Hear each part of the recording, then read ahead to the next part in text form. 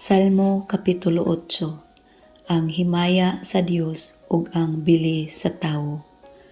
O Ginoo nga among Ginoo, pagkahalangdon sa imong ngalan sa tibuok kalibutan, sangko sa kalangitan ang pagdaig sa imong himaya nga giawit sa mga masuso ug kabataan. Gipabarog mo ang imong gahom o gisanta o gibuntog mo ang imong mga kaaway. Inig sudong ko sa kalangitan nga imong gibuhat, sa bulan o kabituunan nga imong gipahimutang.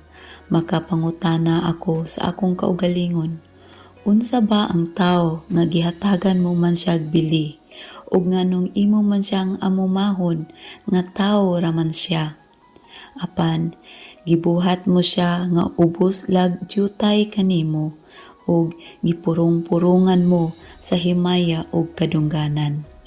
Gihatagan mo siya gahom sa pagmando sa tanan mong binuhat, ang tanan gayud imong gipailalom kaniya, ang mga karnero ug mga baka, ang mga mananap sa kalasangan, ang kalanggaman, ang mga isda, ug ang tanang mananap sa kadagatan. O Ginoo, nga among Ginoo, pagkahalangdon gayud sa imong ngalan sa tibuok kalibutan.